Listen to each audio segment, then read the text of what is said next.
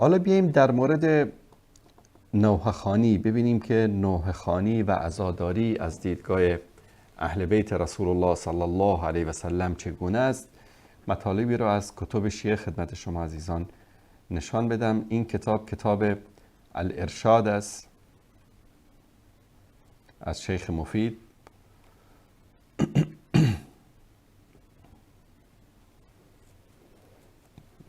اینم شناسنامه کتاب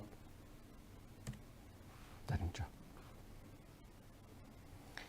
در جلد دوم صفحه 94 امام حسین به خواهرش نصیحت میکنه و قال لها اخیتو اینی اقسمت فابری قسمی، خواهرم تو رو قسم میدم و این قسم من رو به جا بیاور. لا تشقی علی جیبا، گریبان برای من پاره نکن. ولا تخمشی علی وجها، صورتت رو نخراش. ولا تدعی علی بالویل و الصبور، برای من داد و واویلا و سر و صدا نکن. اذا انا هلکتو، اگر که من کشته شدم. اینجا امام حسین وصیت میکنن به خواهرش که این اعمال زشت رو انجام نده. تشکر از دوستان. در کتاب کافی، یکی از کتب معتبر شیعه که بعد از قرآن صحیح ترین کتابشان محسوب می شود، در کتاب فروع کافی در کتاب جنایز در باب 153 صفحه 125 همین مطلب رو در اینجا می بینیم. بله.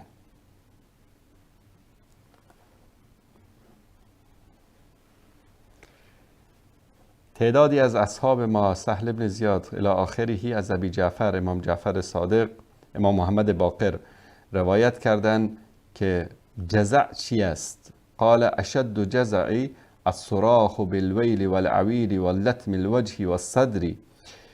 بدترین جزع که الله سبحانه و تعالی منع کرده، رسول الله صلی الله علیه و سلم منع کردن، این است که انسان داد و واویلا را بندازه، به صورتش بزنه، سینه زنی بکنه و جزع شعری، موهای خودش رو بکنه.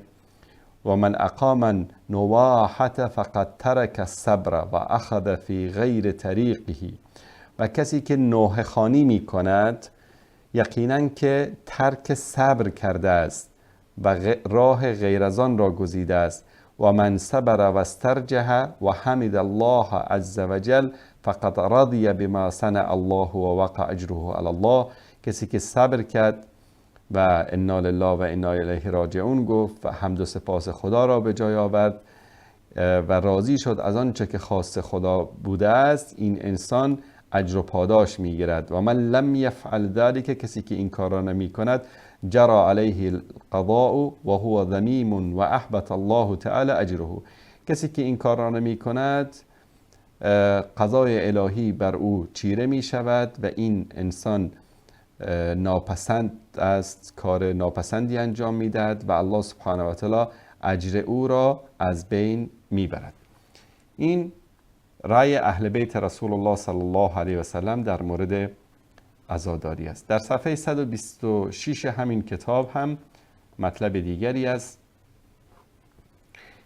که ان ابی عبدالله امام جعفر صادق قال قال رسول الله صلی الله علیه و سلم، رسول الله صلی الله علیه و سلم فرمودند ضرب المسلم یده علی فخذه عند المصیبه احباط لاجره، مسلمانی که دست خود را بر روی زانوی خود، بعضیا موقع مصیبت، موقع چیز دستشون میزنن رو پاهاشون، وای داد و ویلا را میندازن. امام جعفر صادق از پیامبر صلی الله علیه و سلم روایت میکنن که کسی که این کار رو بکنه اعمالش نابود میشود، اجر و پاداشش نابود میشود. تشکر میکنم از دوستان. اینم در کتاب کافی بود. در کتاب بهارالانوار هم روایات دیگری داریم، دوستانی رو نشون بدن. بله. در جلد 79 صفحه 14 اینجا روایتی رو میاره از امام علی که و قال علی رضی الله عنه کسی رو فرستاد، ابوالحیاج رو فرستاد و به او گفت که تو را برای چیزی میفرستم که رسول الله مرا برای آن فرستاد. لا ترى قبرا مشرفا الا سویته، اگر قبر بلندی رو یعنی گنبد و بارگاهی رو دیدی او را به زمین انوار بکن. ولا تمثالا الا طمسته، و اگر بوتی یا تمثالی بود آن را از بین ببری. الی آخری، که این رو هم در باب ساختن گنبد و بارگاه و این اعمال زشتی که امروز به نام اهل بیت در کربلا و نجف و شهرهای دیگر شیعیان انجام میگیره. در همین کتاب در صفحه بعدش، صفحه 58، در همین باب، در ادامه همین مسائل، از رسول الله صلی الله علیه و سلم روایتی رو در اینجا نقل میکنه: لیس منا من ضرب الخدود و شق الجیوب، از ما نیست کسی که به سر و صورت خود میزند و گریبان پاره میکند. و همچنین از یحیی ابن خالد ان رجلا آتى النبی فقال ما یحبط الاجر فی المصیبه، یا رسول الله اجر و پاداش انسان در وقت مصیبت چطور از بین میرود؟ قالت تصفیق الرجل بیمینه علی شماله، دست به دست زدن، و صبر عند الصدمه الاولى، و صبر کردن در اول مصیبت است. و من رضی فله رضا، کسی که راضی شد برای او پاداش رضایت است. و من سخط فله سخط، اما کسی که عزاداری می کند، نوحه سرایی می کند، بر او عذاب الله سبحانه و تعالی است.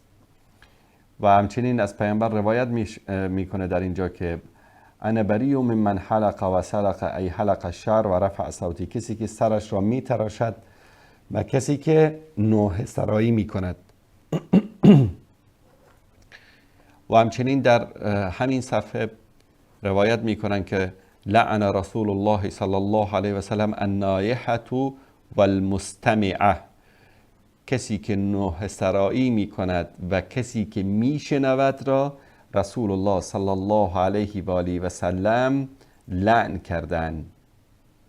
این روایت رو هم در اینجا در کتاب بحار الانوار آوردن. تشکر میکنم از عزیزان. و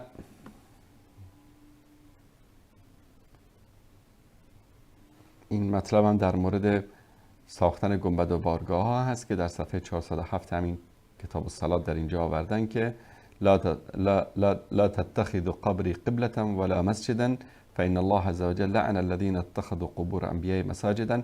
از امام باقر روایت است که پیامبر صلی الله علیه و سلم نهی کردن از اینکه مسجدی بر روی قبر ساخته شود و یا قبر پیامبر صلی الله علیه و سلم قبله قرار بگیرد. و الله سبحانه و تعالی از اینکه قبور انبیا رو مسجد بسازن منع کرده است. تشکر میکنم دوستان. در کتاب مستدرک الوسائل، اینم کتاب مستدرک الوسائل است از نوری طبرسی، در اینجا هم مطالبی هست که خدمت شما عزیزان در جلد دوم صفحه 449 یک بابی زده، باب شماره 71، باب کراهت الصراخ بالویل والعویل، باب کراهیت داشتن داد و بیداد کردن و نوحه سرایی کردن و دعا بالذل و السکل و الحزن و لطم الوجه و الصدر و سینه زنی و صورت زنی و اقامت النیاحه و نوحه سرایی. از امام علی علیه السلام در اینجا روایت هست که ثلاث من اعمال الجاهلیه لا یزال فیها الناس حتی تقوم الساعه، سه چیز از اعمال جاهلیت است. یعنی چی؟ از اعمال قبل از اسلام تا روز قیامت هم در بین مردم وجود خواهد داشت. الاستسقاء بالنجوم، ستاره شناسی، یا بعضیا که بر اساس حرکات ستاره پیش بینی میکنن. و الطعن فی الانساب، صفحه بعدش رو من خدمت شما عزیزان بیارم اینجا. و الطعن فی الانساب، به اصل و نسب مردم طعن وارد کردن. بابا رو مثلا در این پدرش اینطوری بوده، مادرش اینطوری بوده، یا به اساس قوم و قبیله، مثلا افغانی، بازری، ترک، عرب، عجم.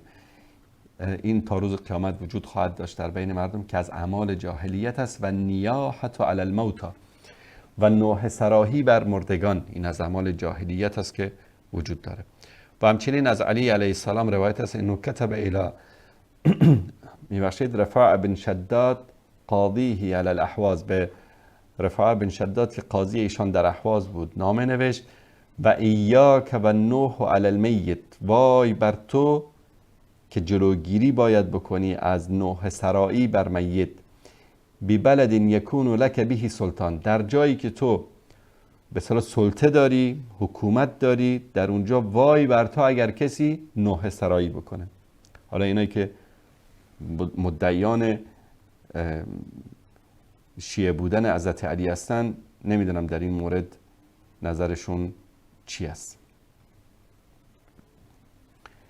و همچنین در همین صفحه، در صفحه 450 روایت 2438 از ابی عبدالله امام جعفر صادق روایت میکنه که و من اصیب به مصیبت، این کسی که مصیبتی بر او وارد شد، فجاء عند تلک المصیبت بناهیة فقد احبتها، اگر نوحه سرایی بکند این اعمال و اجر و پاداشی که دارد از بین می رود. این منع صریح نوحه سرایی در نزد شیعیان است. در صفحه 452 همین کتاب در مستدرک الوسائل هم اینجا میاره که امام حسین به خواهرش زینب گفت یا اختا اینی اقسمت علیک فابری قسمی لا تشقی علی جیبا ولا تخمشی علی وجها ولا تدعی علی بالویل والثبور اذا انا حلقت، اگر که من کشته شدم داد و ویلا نکن، نوحه سرایی نکن، سر و صورتتو نخراش و گریبان پاره نکن، و قسم میده خواهرشو. و همچنین روایتی از رسول الله صلی الله علیه وسلم 2443 در اینجا آورده لیس منا من ضرب الخدود و شق الجیوب، کسی که به سر صورت بزنه و گریبان پاره بکنه از امت محمد صلی الله علیه وسلم نیست. و همچنین از رسول الله صلی الله علیه وسلم روایت شده 2446 شماره حدیث 44 لعن الخامشة وجهها و الشاقة جیبها و الداعیة بالویل الثبور، کسی که نوع سرایی میکنه، داد و ویلا میکنه، سر و صورتشو میزنه و گریبان پاره میکنه، چی است؟ لعن شده از طرف رسول الله صلی الله علیه و آله و سلم. تشکر میکنم از دوستان. اینم از کتاب مستدرک الوسائل بود. در کتاب من لا یحضر الفقیه، یکی از کتاب‌های مهم از جمله کتب اربعه شیعه است از شیخ صدوق، در این هم روایت‌های فراوانی وجود دارد. مثلا در صفحه 61 اینجا روایتی رو از پیامبر صلی الله علیه و سلم میاره که خدا لعنت بکند یهود را که قبور انبیایشون رو مسجد ساختن. همچنین روایت دیگری در اینجا میاره که زیارت قبر اشکالی ندارد، اما بر روی قبر نباید مسجد ساخت. متاسفانه این کار رو امروز میکنن. در صفحه 65 همین کتاب میگه که هر چیزی که غیر از خاک قبر، خاکی که از هنگام کندن قبر خارج میشه بر روی قبر گذاشته بشه، سنگینی میکند بر بالای میت. همچنین از امیرالمومنین حضرت علی علیه السلام روایت است که من جدد قبرا او مثلا فقط خرج من الاسلام، کسی که قبری رو تجدید بکنه، یعنی گنبد و بارگاهی رو که روی قبر هست بسازه و اینا، از اسلام خارج شده است. این از کتابای خودشون است، ما کاری نداریم. همچنین در صفحه 724 من لا یحضر الفقیه، در اینجا در روایت 5771 النیاحة من عمل الجاهلیه، نوحه خواندن از اعمال جاهلی هست، در اینجا ذکر کرده است. همه اینها مطالبی است که تشکر میکنم از دوستان در کتب خود شیعیان آمده است. در مجالس سنیه هم از محسن امین در اینجا میبینیم که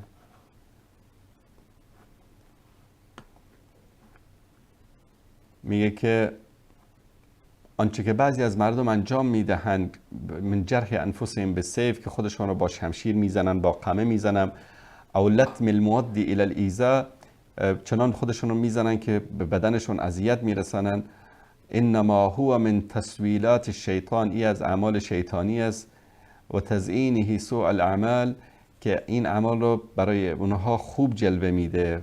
فذلك مما یغضب حسین و یبعد عنه لا ما یقرب الیه. این اعمالی است که حسین رو حتی ناراحت میکنه و بیزاری اعلان میکنه، و این از اعمالی است که انسان به وسیله نمیتونه به حسین و به اهل بیت نزدیک بشه، بلکه از آنها دور میشه. مسائل دیگری هم در اینجا آورده در مورد عزاداری و روایت هم از امام جعفر صادق میاره، میگه که ولا تکونوا شیئا علینا، شما یعنی سبب بدنامی ما نشوید. تشکر میکنم از دوستان. این از کتاب محسن امین بود. در کتاب بهارالانوار در صفحه 101 جلد 82 در اینجا روایتی رو از رسول الله صلی الله علیه و سلم میاره که صوتان ملعونان یبغضهم الله، دو صدایی است که لعنت شده هست و الله نمیپسندد، الله رو ناراحت میکند، غضب میکند. اعوال عند مصیبه و صوت عند النعمه، یعنی النوح و الغنا. یکی که وقت مصیبت کسی بیاد نوحه سرایی بکند، دیگر این که در وقت خوشحالی بیاد بخواند، یعنی به اصطلاح با موسیقی و با ساز بخواند. و این اعمال چه در زمان خوشحالی و چه در زمان مصیبت منع شده است از این نوحه خوانی در زمان مصیبت. در کتاب دعائم الاسلام در اینجا هم روایتی را از امام جعفر صادق آورده که قال رسول الله صلی الله علیه وسلم ثلاث من اعمال الجاهلیه لا يزال الناس فيها حتى تقوم الساعه الاستسقاء بالنجوم الطعن في الانساب والنياحه على الموتى. سه چیز از اعمال جاهلی است که این روایت رو سیدنا علی رضی الله تعالی عنه هم از ایشون هم روایت شده بود در خود کتب شیعه که سه چیز از اعمال جاهلیت است: نجوم و تن در انساب، در نسل و نسب کسی تن وارد کردن، و نوحه سرایی بر مردگان. تشکر میکنم از دوستان. و همچنین در اینجا در کتاب وسائل شیعه هم مطلب دیگری رو آوردن در مورد اعمالی که شیعیان انجام میدن. در کتاب وسائل شیعه جلد 3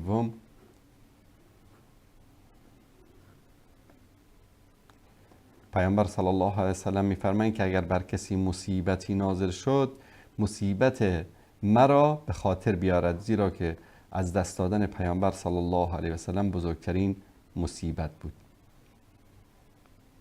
تشکر میکنم از دوستان.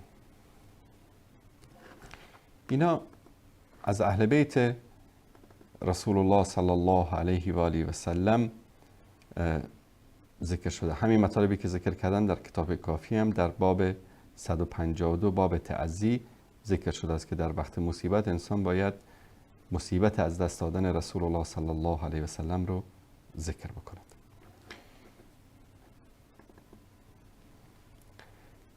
در کتاب الخصال از شیخ صدوق در اینجا در جلد 1 صفحه 226 در اینجا